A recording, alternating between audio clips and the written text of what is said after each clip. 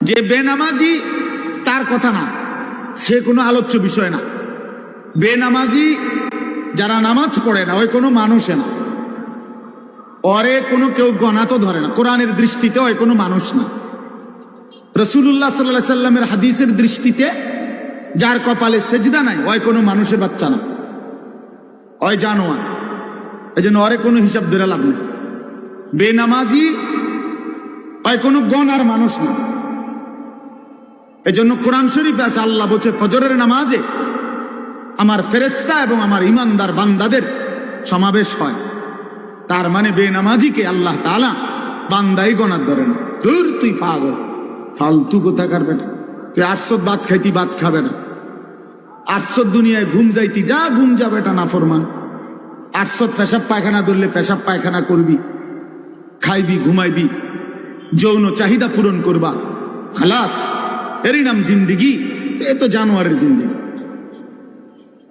এক জানোয়ারও গরু ছাগল কুকুর বিড়ালও খায়, ঘুমায়, পেশাব পায়খানা করে, যৌন চাহিদা পূরণ করে। এই জন্য গরু ছাগল কুকুর বিড়ালেরও বাচ্চা কাচ্চা হয়, হয় না? তাহলে বোঝা গেল তারও যৌন চাহিদা কি হয়? পূরণ। তাহলে এই জন্য নামাজবিহীন জিন্দিগি মানুষের জিন্দিগি না, বেনামাজি মানুষ না। বেনামাজি চতুষ্পদ জন্তু, শুধু এ দুইটা ঠ্যাং কম, এতটুকুই তফাৎ। মূলত যার কপালে সেজদা নাই সে শয়তান, যার কপালে সেজদা নাই সে রাজিম, অভিশপ্ত। যার কপালে সেজদা নাই তার উপরে কিয়ামত পর্যন্ত আল্লাহর লানত। তিনটাই কোরআন শরীফ থেকে বলছে। আল্লাহ তাআলা ইবলিসকে তিনটা কথা বলছে। ইবলিস, তুই আমারে সেজদা দিলি না, আজকের থেকে তুই শয়তান। এর আগে ইবলিসকে শয়তান বলতো না, এর আগে ইবলিস শয়তান ছিল না, সে মুআল্লিমুল মালাইকা ছিল, ফেরেশতাদের শিক্ষক। যেদিন থেকে সেজদা দেয় নাই সেদিন থেকে শয়তান। আল্লাহ বলছে ফাখরুজ ফা ইন্নাকা রাজিম। ইবলিস, তুই আমারে সেজদা দিলি না, বের হ, তুই অভিশপ্ত, রাজিম। আউযু বিল্লাহি মিনাশ শাইতানির রাজিম। এ আল্লাহ বলছে যেদিন সেজদা দেয় নাই সেদিন থেকে আল্লাহ বলছে তুমি আজকের থেকে ফা ইন্নাকা রাজিম, তুমি অভিশপ্ত। আল্লাহ বলছে ওয়া ইন্না আলাইকা লানাতা ইলা ইয়াউমিদ্দিন। ইবলিস, তুই আমারে সেজদা দিলি না, আজকের থেকে নিয়ে কিয়ামত পর্যন্ত তোর উপরে আমি আল্লাহর লানত। এজন্য সেজদাবিহীন নাফরমানের উপরে আল্লাহর লানত। কতক্ষণ? প্রতিদিন 2 ঘন্টা। কথা বলেন না? 24 ঘন্টা নাফরমান, তোর উপরে আল্লাহর লানত, তোর খোদার গজব তোর উপরে। ওই নাফরমান সুখ মিলবে না, বাতের থালায় সুখ না, সোফার খাট পালঙে সুখ মিলে না, দালান বিল্ডিং এ সুখ মিলে না, মোবাইলের ওই নর্তকীর ছবি আর নারীর ছবিতে সুখ নাই। কোন নাফরমান আল্লাহর নাফরমানি করে সুখ পায় না। বেঈমান কখনোই সুখ হয় না, কোন সুখ নেই। অতৃপ্ত লোনা জলে তৃষ্ণা মেটে না। যে পানি লবণাক্ত ওই পানিতে কোনোদিন তৃষ্ণা মেটে না। ঠিক গুনাহ কোনোদিন তৃপ্তি দেয় না।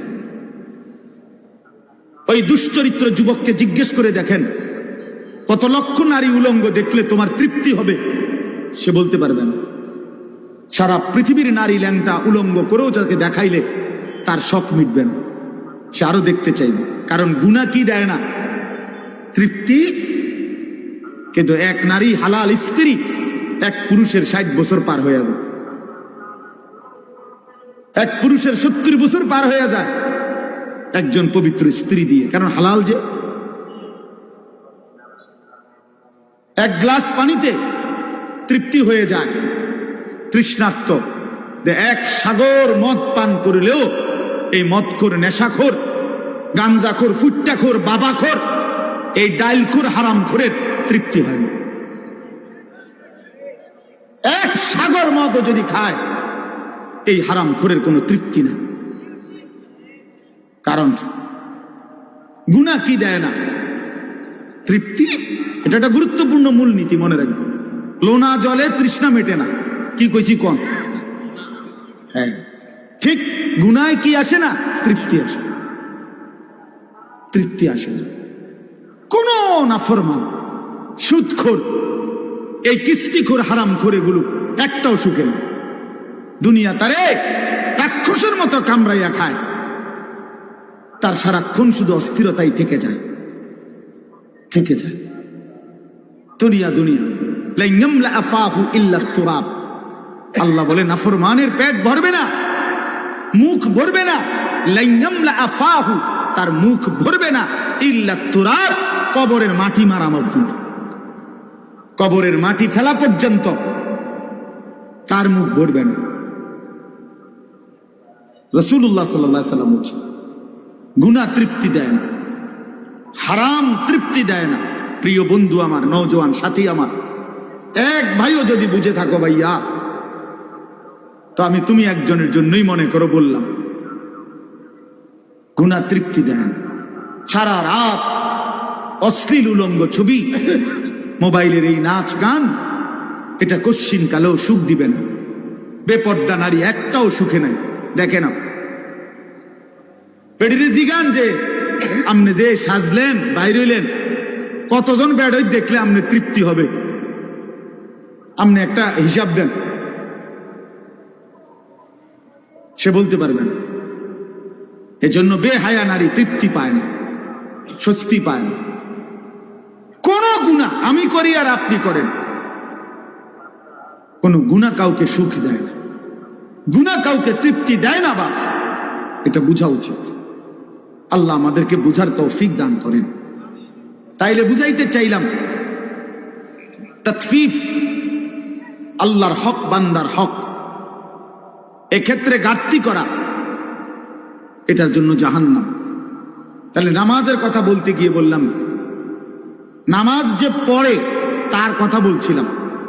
বেনামাজি হিসাবে নাই, ওই ফালতুরে কোনো গণাতে ধরে না কেউ। ইসলাম তাকে কোনো মানুষে মনে করে না। বেনামাজি ওটা খায় দায় ঘুমায়। কুলু ওয়া তামাত্তাউ কালিলান ইন্নাকুম মুজরিমুন। আল্লাহ বলে নাফরমান, ঠিক আছে, কিছু সময়ের জন্য দুনিয়া খাও, ভোগ করো, বাকি মনে রাখো তুমি কিন্তু পাপী।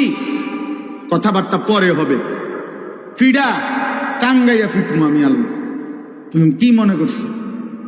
ফায়াউমা ইদিল্লা ইউআযিবু আযাবাহু আহাদ ওয়ালা ইউসিকু ওয়াসাকাহু আহাদ। কোরআন শরীফে আছে নাফরমান, আল্লাহ বলে নাফরমান মনে রাখিস, হাসরের ময়দানে আমি তোকে যেই আযাব দেব, এমন শাস্তি তোরে জীবনে কেউ দেয় নাই। এই আয়াতের অর্থ আপনি দেখে নিন। ওয়ালা ইউসিকু ওয়াসাকাহু আহাদ।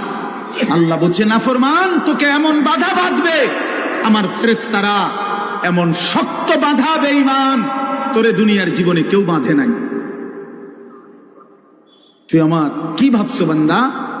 তুমি আমারে মনে করছো রহমান, রাহিম, গফফার, গফুর, এগুলোই শুধু শুনছো না? আমি যে জব্বার, আমি যে কাহার, আমি যে আজিজ, আমি যে জুনতিকাম, এগুলো শুনো নাই? আমার যে আরো নাম আছে এটি শুনো নাই? আমি যে কঠিন শাস্তিদাতা, আমি যে চূড়ান্ত প্রতিশোধ গ্রহণকারী, আমি যে খুব দ্রুত হিসাবকারী, এগুলো শুনো নাই? আমি যে প্রবল প্রতাপান্বিত, এটা শুনো নাই? এটা জরুরি, এটা বোঝা জরুরি। মহান আল্লাহ পাক রব্বুল আলামিনের কথা। বান্দা তুমি ভুল কইরো না, দুনিয়া খাও, আমি বাধা দেব না। দুনিয়া আমি নাফরমান পাপী, আমি চতুষ্পদ জন্তু জানোয়ারকেও দুনিয়া খাইতে দেই।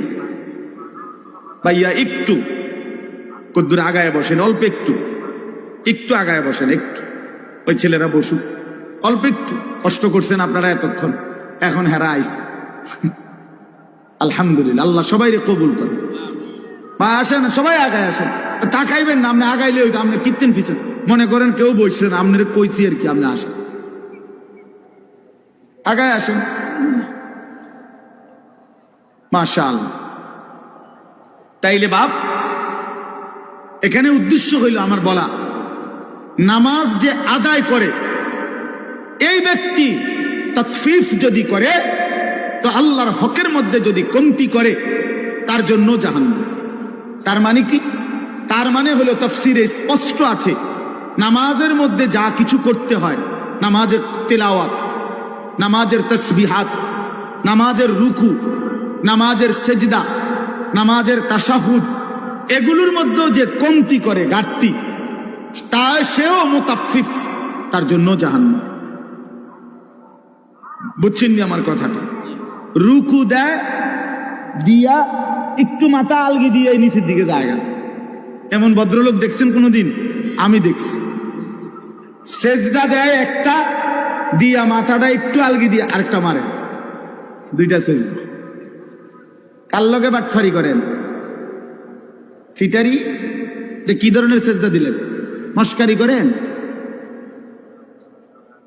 হ্যাঁ, 4 রাকাত সুন্নত পড়ে ফেলছি, মনে 1 মিনিটও লাগছে না। যে কি মেশিন লাগাইলেন?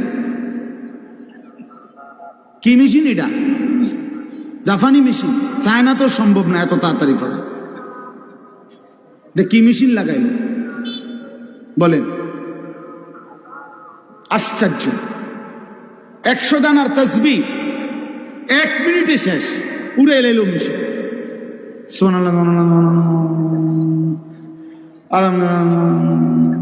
আল্লাহ, এটা কি ফাইজলামি? এগুলো এটা মস্কারি না, এটা তামাশা না। রাসূলুল্লাহ সাল্লাল্লাহু আলাইহি ওয়াসাল্লাম এভাবে তাসবিহ পড়তেন। আম্মা জান আয়েশা রাদিয়াল্লাহু তাআলা আনহা বলেন, রাত গভীরে নবী সাল্লাল্লাহু আলাইহি ওয়াসাল্লাম এত লম্বা সেজদা দিতেন, মাঝে মাঝে আমি ভাবতাম নবী সাল্লাল্লাহু আলাইহি ওয়াসাল্লামের ইন্তেকাল হলো কিনা সেজদা অবস্থায়। এজন্য পায়ের পিছনে আঙ্গুলের মধ্যে আমি আঙ্গুল লাগাইয়া স্পর্শ করতাম তিনি জীবিত আছেন কিনা। আপনি এত লম্বা সেজদা না দেন, কিন্তু সুন্নাত মোতাবেক যেতটুকু সেজদা এটুকুও দিবেন না। 2 সেজদার মাঝখানে সোজা হইয়া বসা, এটা তো ওয়াজিব। রুকু থেকে সোজা হইয়া দাঁড়ানো, এটা তো ওয়াজিব, এটা ছেড়ে দিলেন। আর তাসবিহ এবং নামাজ এত দ্রুত কেমনে শেষ করলেন? আল্লাহ নবী সাল্লাল্লাহু আলাইহি সাল্লামের হাদিস আমি নিজে পড়াইছি বাপ। নবী সাল্লাল্লাহু আলাইহি সাল্লাম বলছে, তিলকা সালাতুল মুনাফিক, তিলকা সালাতুল মুনাফিক, তিলকা সালাতুল মুনাফিক। 3 বার বলছে একটা কথা। ওই নামাজ মুনাফিকের নামাজ, ওই নামাজ মুনাফিকের নামাজ, ওই নামাজ মুনাফিকের নামাজ। কামা ফানাক্কারা আরবাআন লা ইয়াযকুরুনাল্লাহা ইল্লা কালিলা। নবীজি বলেন, যে দাঁড়াইলো আর 4 রাকাত নামাজ যেন 4টা ঠোকর মারলো, ঠিক মতো আল্লাহর জিকির তাসবিহগুলো আদায় করলো না, এটা মুনাফিকের নামাজ। মুনাফিকের নামাজ, ইমানদারের নামাজ না। কোরআন শরীফে আল্লাহ তাআলা স্পষ্ট, কোরআন শরীফে আছে মুনাফিকের প্রথম চিহ্ন। মুনাফিকের হাদিসেও চিহ্ন আছে, কোরআনেও আছে। আল্লাহ তাআলা বলছে মুনাফিকের 1 নম্বর চিহ্ন কি? কোরআনে বলছে, ওয়া ইদা কামু ইলাস সালাতি কামু কুসালা। মুনাফিক কাকে বলে? আল্লাহ কোরআনে বলছে তারা যারা নামাজ আদায় করে অলস ভাবে, নামাজ পড়ে না, এটা না। আগেই বলছি, যে নামাজ পড়ে না তারে কোনো কি নাই, তে কিচ্ছুই না। তে ফাইল তামাও না, ফ্যানও না, হাফ প্যানও না, ফুল প্যানও না, এটা প্লাস্টিক, এটা বাদ, আগেই বাদ। তারে নিয়ে কোনো কথা নাই, তার কোনো তুলনা নাই। হ্যাঁ, বেনামাজির কোনো তুলনা নাই, এটা জানেন? মানে এই কথাটা বুঝছেন নি? এর অর্থ কি? বেনামাজির কোনো তুলনা নাই মানে কি? মানে বেনামাজিকে কোনো জানোয়ারের সাথেও তুলনা দিলে ওই জানোয়ারকে অপমান করা। হ্যাঁ, এই জন্য আল্লাহ বলে দিছে বালহুম আদাল, বরং সে জানোয়ারের চাইতেও নিকৃষ্ট। এই জন্য বেনামাজির কোনো তুলনা নাই। তারা ছাগল বললে ছাগল প্রতিবাদ করবে। মহান আল্লাহ কি কারণে আমার সাথে তারা তুলনা দিল কি লেগে?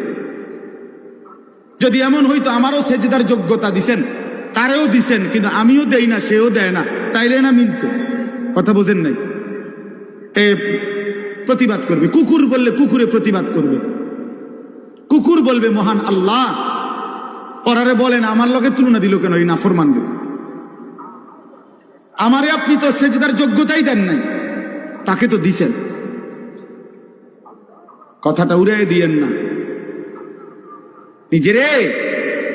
বাদ দুগা খাইতে আনলে, মোবাইল টিপতে আনলে, কয়টা টাকা কামাই করলে আর কদ্দুর বইয়ের টেলিভিশন চাইতে আনলে চালাক মনে করেন না। ভাত খাওয়া কোনো অবাক কিছু না। পৃথিবী ভোগ করা এটা কোনো আশ্চর্য, খুব মারাত্মক কিছু না। দুনিয়া জানোয়ার, জঙ্গলের হাইওয়ান জানোয়ার দুনিয়া আমাদের চাইতে বেশি ভোগ করে। একটা হাতি, প্রাণীবিদ্যা গবেষকদের কথা হলো, একটি হাতি একদিনে 250 কেজি খাবার খায়, 90 লিটার পানি পান করে। আপনি কি ভোগ করছেন দুনিয়া? একটি তিমি এক লোকমায় 200 জন সামর্থ্যবান মানুষের সমপরিমাণ খাবার খায়। আপনি কি দুনিয়া ভোগ করছেন বেশি? কিতা